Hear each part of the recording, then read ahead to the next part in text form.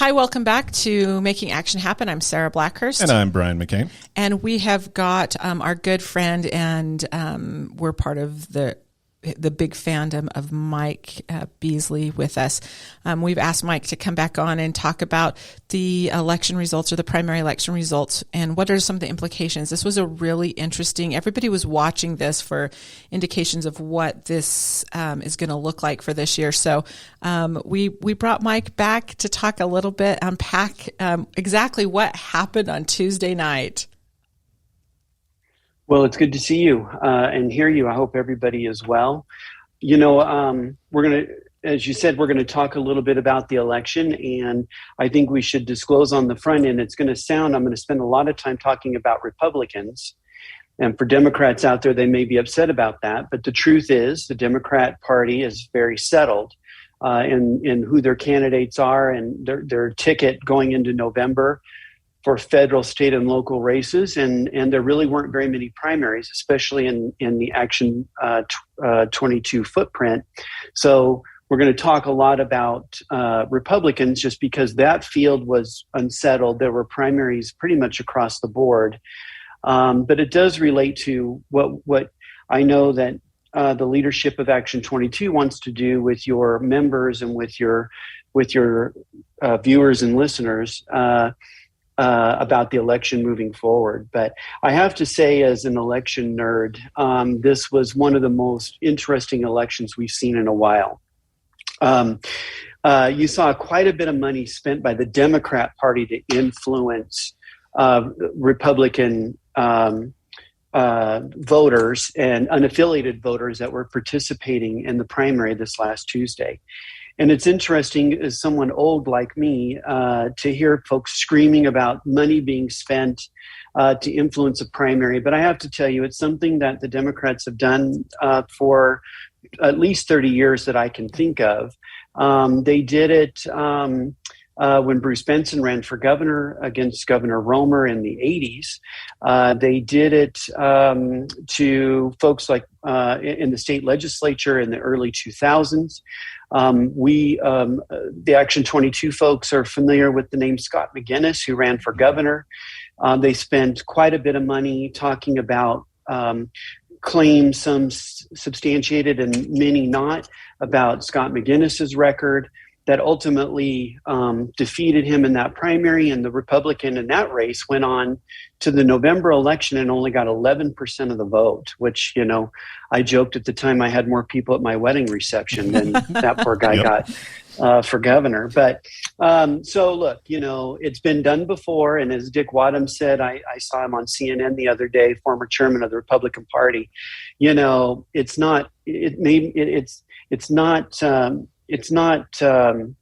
probably not ethical, but it is really smart what they tried to do. And honestly, it didn't work across the board. And so for me, as a casual observer of this process, watching them spend what I think is going to be closer to $15 million to tell people that the candidates that won on election are really the true moderates that can govern, I think was a risk the Democrats took, and I'm not sure how it's going to turn out for them come November. I was thinking that when we watched Ron Hanks and Joe O'Dea, I think it actually backfired on that one, because then Joe O'Dea made sure that everybody knew that Ron Hanks had gotten all this money from the Democrats. Did you see it the same way? You know, I did. We saw it in the U.S. Senate race. We saw it in the 8th Congressional District. We saw it in the Secretary of State's race in particular. And I think that kind of, and the governor's race, and I think that kind of forecasts where the Democrats, who pretty much have all of these offices under their control, see where their weak points are, the chink in the armor. And so, look, you know, this is politics, and they took a risk. It did not work out for them on Tuesday, and I think they've actually spent millions of dollars promoting the person who actually won, especially with unaffiliated voters. And I think that makes it an interesting dynamic. And I know in the weeks and months ahead, we'll be talking about this and what the November election looks like. But when you look at in the U.S. Senate race, Joe O'Dea beating Ron Hanks by around 10%. Is a very decent number. I think the one anomaly in all of this, in terms of the press calls the Republicans that won on Tuesday moderates. What I'll call them is Republicans with experience in governing. Right. Mm-hmm. So you can call them whatever you want to call them, I guess. But I think they're mostly, folks that have served in government in some capacity or won an election. With the exception of Joe O'Dea as a businessman kind of stepping into this. But Lauren Boebert was kind of the exception to that. She had a very, I thought, impressive win over Senator Don Quorum from Southwest Colorado with a 65-34% victory. And what's interesting about that is, remember, we're going to talk about other races, but that's one where Republicans and unaffiliateds that voted in the primary split their ticket. They said in that case, Lauren Boebert's okay, but for Secretary of State, I'm for Pam Anderson and I'm not for Tina Peters, right? Yeah. So they split their ticket along the political or philosophical spectrum of the Republican Party. And for me, as a nerd, I find that very interesting. But O'Dea's victory was across the board. It was urban, suburban, rural. It was a mix.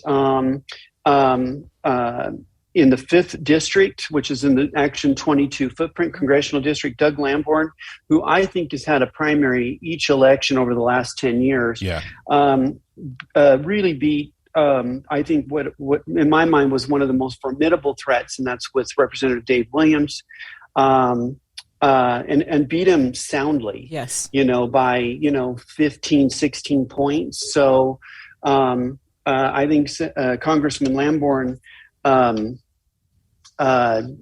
really ran a good campaign and had a good message. And interestingly enough, that tension I talked about among Republicans statewide is always a focal point in El Paso County. And there were really two clear slates running for office. One led by Congressman Lamborn and the other one by Representative Williams. At every level of government, in the legislature, it gets Senator Lundeen, who's likely the next leader of the Republicans in the Senate, to primary commissioners, primaries in the county clerk's race, et cetera. And that ticket, head by Lamborn, for the most part, won across the board and in some of those local races on a 70-30 margin. And it really was, in my mind, a lot that was driving this statewide and in places like El Paso County was this election conspiracy stuff. I'm behaving myself today. That's okay. Stuff that really was rejected. I think the Republicans, with the help of unaffiliated voters, and I'll come back to that in a second, really just said, you know what, get on with it. And what you really saw, which is interesting to me, was across the board, urban, suburban, rural, Republicans saying they want to restore the Republican Party as a viable party. And they nominated the best candidates to do that. And I just find that really interesting. And I think voters are paying attention. And I think there's a lot of frustration. And we're hearing it from our friends and our family. And when you go to the grocery store, certainly the gas station. But we're seeing it in the polling as well. And these economic issues are a huge issue. And I wanted to take just a second and talk about unaffiliated voters. This is the second or third election where unaffiliateds could participate. And as best I can tell from looking at the numbers, 6 out of 10 unaffiliateds who got their ballot, and I'm unaffiliated now, 6 out of 10 of those that cast a ballot cast that in the Republican primary. Yes. That's different than where they were a couple of years ago, where I feel like they sent a strong message. They wanted candidates that were not Trump and not, it was a very Biden climate, I'll call it. And they wanted to throw the bums out, the Republican bums out, right? And so this time those unaffiliateds were, in my mind, trying to right the ship.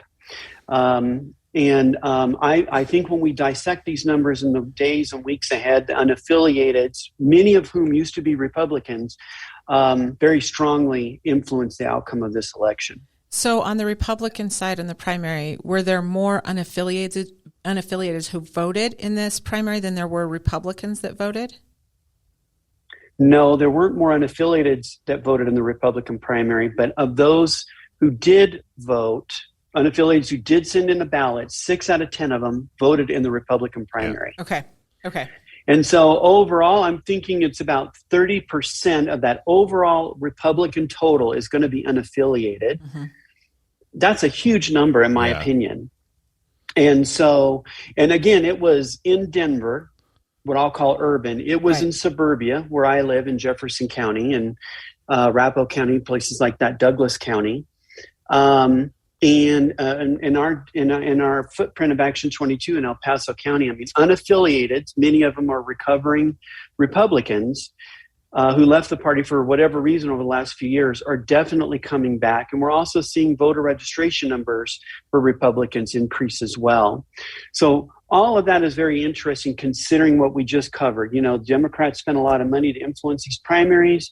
The voters selected candidates that I believe, and I know I'll make people mad no matter what I say in this business, but I believe they nominated the most electable candidates for governor, for Secretary of State, for the U.S. Senate, for Congress, and that will have an effect down ticket in the legislature, which we spend a lot of time in at Action 22, and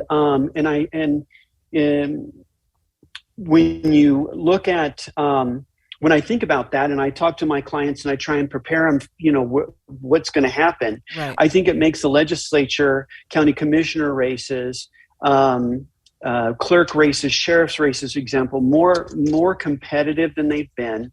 And Republicans, for the first time, I would argue, since 2002, have the strongest slate of candidates from top to bottom that I've seen. So it's interesting going back to the money being spent by Democrats in Republican primaries. You know, like you said, we know it happens. It's happened for the 15 years I've been doing this. But this was the first time I noticed that they didn't deny it. You know, 4 years ago, you say like, well, you know, the Democrats are giving my primary opponent money. They're like, whatever, that's just election conspiracy theory. This time there was no denying it. And it's kind of go back to like the UFOs in Congress. Like all of a sudden it's like, yep, there's UFOs out there. It's like, they're not denying it. Nobody cares. And I saw that, like, it was kind of like apathetic to it. Like they came out and said, you know, these Democrat groups are supporting these people. And for the most part, people were like, yeah, we know. So what? But again, I think it did strengthen when you have the people really paying attention, going back saying like, well, look, they're taking all this Dem money. They're pumping them up. Let's see what O'Day has to say. That must mean that he's more electable if the Democrats are throwing money behind this person for the people to pay attention. But again, it's the first time where there was no denial that they did that. As long as I can remember, it was just, yeah, so what? Yeah, I don't know. For me, it was like grabbing a lightning rod and running into a storm. Yeah. I understand why they did it. And as I quoted my friend Dick Wadhams, I mean, it was really smart, and it just didn't pan out for him. And so it makes things more competitive.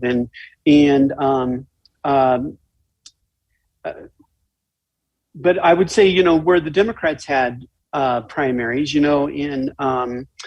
in District 46 in Pueblo, nominating Tisha Morrow, a very strong general election candidate, has been a small business person for 20 plus years, lined up really good endorsements. I haven't met her yet, but she seems like a very strong candidate against Jonathan Ambler, who's a former educator.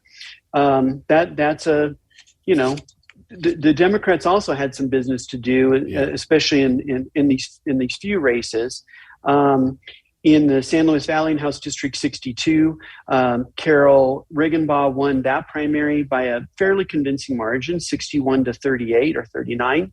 A nursing or a healthcare administrator farmer running against Matthew Martinez, with deep roots in the community, and Adams State employee, a community volunteer, and a veteran. I mean, this process works, right? I mean, as a recovering campaign volunteer, campaign manager, I always hated primaries because it makes you work harder. But I really see in both parties, good candidates have floated to the top. This Colorado, regardless of where you live, and you could tell the voters were very thoughtful, in my opinion, in all the races that I've examined so far. And I think that means that November will be much more competitive. I really thought Sol Sandoval was going to get the race for third on the Democrat side. I was surprised that Adam Frisch, is that his name? Yeah, Frisch, yeah. Pulled ahead of her. And I know it's close, and I didn't see the final numbers on it, but that one was a surprise to me because she was, out of all the candidates, man, she was hitting the ground hard. Like she was in a different county every day. She had fundraising that was unbelievable going into the primary, but she didn't pull it off. I know I've received a fundraising text from her, I think 3 times a day. So I know that she worked hard, and I don't know Adam Frisch, but he's coming from that Pitkin County base, and you saw quite a bit of turnout, more concentrated in those larger counties than you did in places like the San Luis Valley and even in Pueblo. And so I think that it really was a turnout. The last numbers I have was Frisch with 44% and Sandoval with 41% of that vote. So really good, well-run campaigns. Both those candidates can be very proud of the campaigns they ran, and I think it's going to be one where it'll be it really is going to force Congresswoman Boebert to really kind of stick close to home and explain. My guess is that campaign's going to be one of her explaining what it is that she's been doing or not doing in this election. But, we all have friends that are running in both political parties, especially for these state races. I think that what we're going to come October 15th or even Halloween, we're all going to be back to that stage we've been over the last 3-4 elections where we're ready to take your television and throw it out your family room window. Right. Because we're going to see a record amount of money spent for the U.S. Senate, for congressional districts like the 8th Congressional District, which is Adams County, where I grew up into Weld County, all the way up to Greeley. That's probably going to be one of the top 10 seats in the country.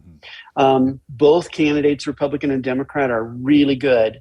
They not, and it's interesting, that's more of a moderate district, and they've nominated people that are center right and center left. So that fight for the middle is going to be an interesting one. And like I said, they're both really good candidates. So I think that's a healthy fight. Think Election Day, I think for nerds like me who think Election Day is like a Super Bowl, you're going to have really good candidates across the board and across the state, and people are going to, it'll be curious to see what the top 2 or 3 issues are come October when ballots start to hit. Yeah, and you're also going to need a second recycle bin for all the mailers that we're going to start getting here in about a month. Oh, my gosh. Yeah, I agree. Is it going to take a month to get those out? They're probably on their way right now. Yeah. They definitely are. And so I would say, look, moving forward, right, I mean, this was, what I see again in summary is really strong candidates in both parties made it through their nominating process. There just is a lot more conversation on the Republican side. For the reasons we just discussed. It makes the legislature, things like the state Senate, more in play than even it was before. And so there is a legitimate question for the first time in at least 2 or 3 elections where can the Democrat Party lose control of the Senate and give it to the Republicans? I think that's a very real possibility.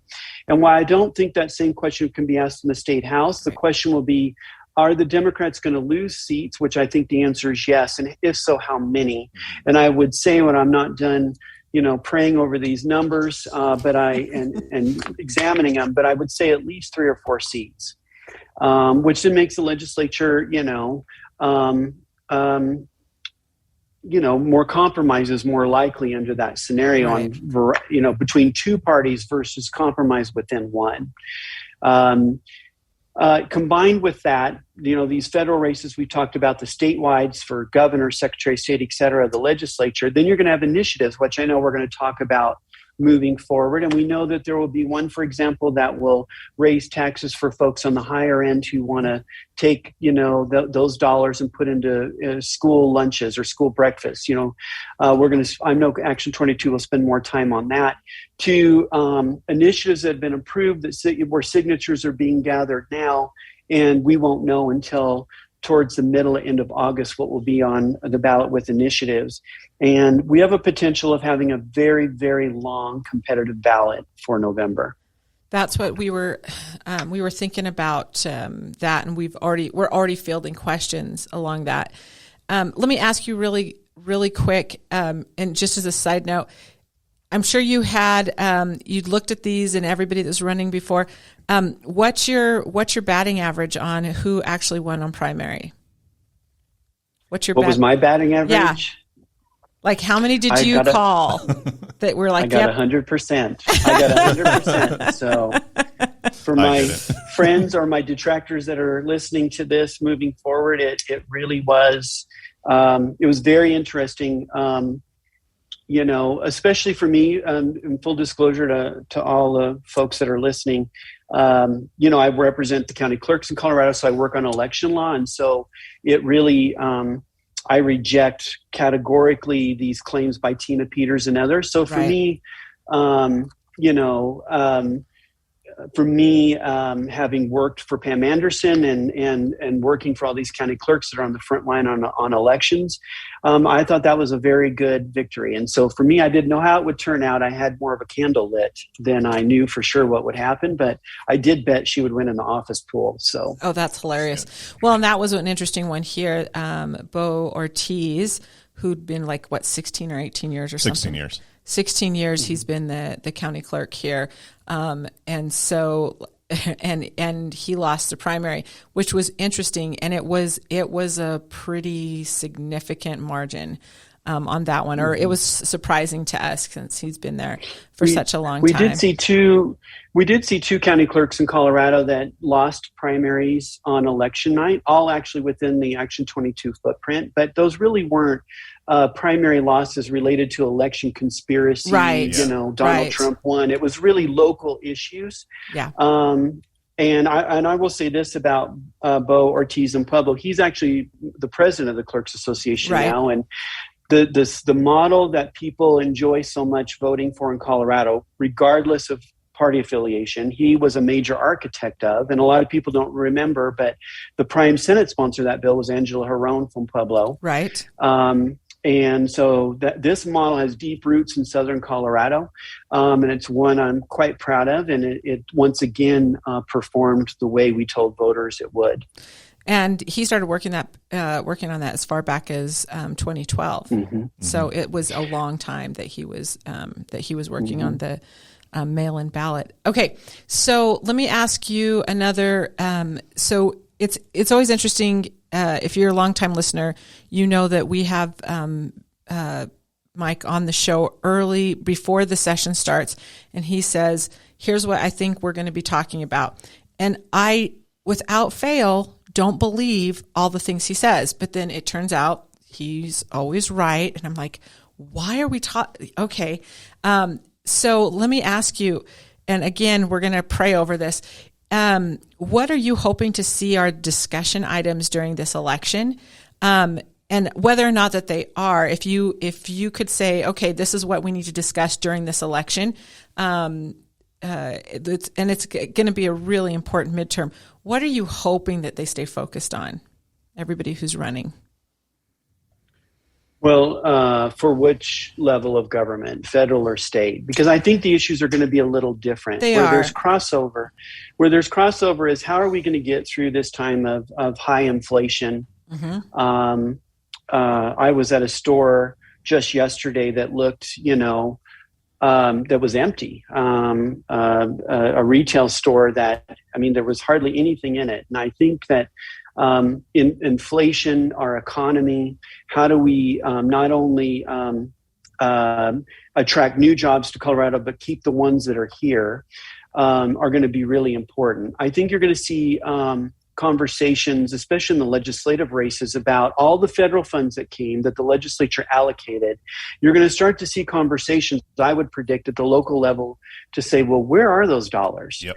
And are they really getting spent to where we said they were? And are we going to do it in a way I know they spend a lot of time thinking about it, both political parties, but is it actually going to get obligated, and is it actually going to get spent? And if not, should the legislature rethink what they're doing to get stuff out the door, dollars out the door to what I'll call shovel-ready projects. And I actually think that's going to be a big conversation. And a lot of time has been spent on behavioral health and on housing, for example, to take these dollars and be transformative. But a fuse is lit, and we have to get these dollars spent and obligated and spent out the door. And I really think that's going to be a huge challenge. I also think this hangover that we have from COVID can be defined in a number of different ways. And I was just with Trinidad the other day, in the city of Trinidad, and you can see people don't necessarily have to live in Denver anymore. They can live in places where they really want to live. And so you're going to see more conversations like that about, well, how can we build housing? How can we provide broadband? How can we make sure that we're fully funding our schools to make sure that folks will want to move into our rural communities, for example, and have a robust school system that is adequately funded, not just by local taxpayer dollars, but by the state. And so I think that's a lot of what's going to be talked about in these races. I've talked to candidates for office just even today in both political parties, and I know there's a lot. The media wants to push. What about abortion, and what about I just don't know that with the economy the way it is, right? This court threw abortion back to the states. Well, Colorado's already spoken. Right. So I don't know what's more to be said there at the federal or state level. And I think, we'll have to see how that evolves. But so that's why I really think this conversation in Colorado is going to be about pocketbook issues, quality of life issues, and what does Colorado want to be when it grows up? What does it want to look like? And I think both parties are offering a clear view of that. And so we'll have to see what resonates the most. The reason I asked you, and I appreciate that so much, because I did the forum for the League of Women Voters, and we talked about it on a previous episode of the show. But, people submitted questions, and I thought, all the questions that they submit are going to be about the economy and inflation and all of those things, because, this is a congressional race that we're discussing. And there was like one. And then all of them were on the other issues. So I genuinely hope, and I didn't preface that because, like I said, you usually call it right on. And so I was really hoping that that's what you would say, and that ends up being what the big discussion is, because that was alarming to me that we weren't talking in the primaries about inflation and the economy and how we get the dollars out and all of those issues. So I appreciate that a lot. Yeah, and I think, hopefully, again, as a nerd, I hope this conversation sticks more to the policies, Yeah. And the press certainly has a role. They seem to be focused on the Republican side to have Heidi Ganahl explain, her position on elections, or what happens if how do you fund schools if you cut taxes, and to the governor who's going to run on his record as an example in that race. So that will trickle down. That conversation will trickle down into these legislative seats, and we'll just have to see. But I would say I think both political parties are on notice right now. What we saw was a very educated, focused electorate in this primary in both political parties, and I wouldn't say they're grumpy. I would say they are committed to. I was just impressed with their choices in both parties across the state. And I think that means that they're going to want to talk about things that matter to them, not things that matter to some special interest group that is buying TV ads. So be very interesting to see how it works out. From your lip to God's ears on that one. Yeah. And going back to the Roe versus Wade thing, I asked some people, I put the fillers out, because I'm curious as how this is going to impact the election more nationally, because it fires up the base on both sides, right? And I talked to 5 people that 2 were left-leaning and 3 were center-right, and all 5 of them, they said, man, I don't care. I'm just trying to figure out how to pay for gas next month. Right. Like that's the number one issue. And who was it? We had a reception at the Houdini Lounge here in Pueblo. Right. That's right. And, he travels around, he's a traveling magician, which sounds like an amazing job. But, he was saying that his gas just for his car going to Wyoming, Nebraska, these areas, he's spending like thousands of dollars a month in gas. And he's actually going to close down his little shop lounge place here in Pueblo, he can't afford it because his income comes from traveling around, and just the gas prices literally shut down his business. And everybody right now, that's their concern. It's food and gas. And my daughter, she just got laid off. She worked in retail, and you go in, she knew it was coming. She goes into the store she works at, nothing's on the shelves. So they just basically laid everybody off. Yeah. Well, that was an interesting, we had our board meeting on Friday, and we had Chuck Staggerwalt, who is an electrician. He's been on the board since the beginning of Action 22, and he is a very right conservative. And he says that right now he's spending $2,000 a month on gasoline for his truck because he's an electrician. So much of what he does is traveling around. And even with that, what he and it was passed that he made a motion, and we're going to send something up to the governor on it. But he made the motion to discourage, even with that, the governor from suspending the gas tax. And he said, look, it's not. He goes, it's this much but it's the roads, keeping roads and keeping CDOT funded is more important than a few extra dollars. I mean, at this point, what difference does it make for me? But on the other side, it makes a really big difference. So that was kind of a surprising. Everything in the last little bit that we've been hearing has been really surprising. Even the last couple of days, I've been on some of the meetings with Senator Hickenlooper, and the discussion was exactly what you were talking about, Mike. Is that workforce? We don't have enough people working. We can't do our business because of supply chains. We can't do what we need to do. And then the other big one is water. Everywhere we go right now, there's a lot of fear and angst and frustration surrounding what are we going to do about water. Well, and again, I just think that when the economy is doing what it's doing, that has to be on the forefront of people's minds and elected officials at every level of government. And Action 22 is a unique place to go and talk about those issues.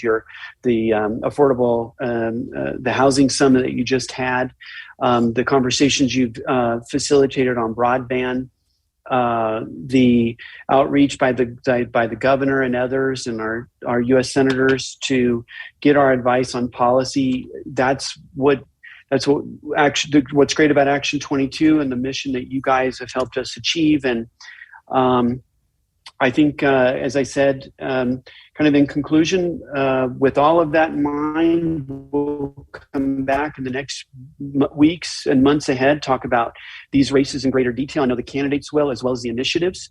And it should be one of the most important and interesting elections we've had in a long time. Yeah. So let me ask you this. What's your election night ritual? What do you do when you're sitting there looking at the numbers? Do you do it from home? Do you go to the office?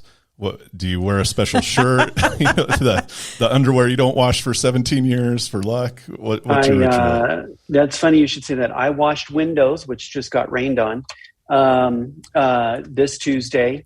And I typically I don't do election parties. I sit at my computer and on my phone and I watch and take phone calls from folks like yourselves or reporters or candidates and that's what I spend my time doing. And because I like to see the trends and it's hard to say what a turnout will be, so we have little tricks that we do to see what turnout is, especially with the mail ballot system. And so we do things like that and it'll be an interesting election. It's an important election. It really is, because there are some big challenges that we face as a state. Sure. And I think that the voters are paying attention more and more informed and more educated on these issues is great for democracy because now the candidates have to work for those votes more. And I just see that as a positive all around. Right. Absolutely. Well, Mike, thanks so much for being with us. We're going to have you back on after we see all the ballot initiatives come out. And so that'll be later on in August. But we just appreciate everything you do, not just for Action 22, but for all the communities. It's you do things for a lot of our members, and we appreciate we appreciate all of that. So disclaimer, Brian. Action 22 does not endorse or support candidates during an election season. We do offer a platform for any member of Action 22 that is running for office to come on our show and talk about their stance, views, opinions, anything they want for as long as they want. So anybody that's an Action 22 member and you're running for office, please contact us at show@action22.org and come on our show and tell us what you're about. And if you're not a member of Action 22, I don't know what your holdup is. If you want immediately to be an influence in your community, if you're a leader, if you're running for office, or if you're not, if you're doing anything within that public policy space and you like a fresh set of eyes on it that's nonpartisan and action driven, then you need to join Action 22. And again, you can do that by just emailing us at show@action22.org and we'll get you all signed up. Thank you. Thanks.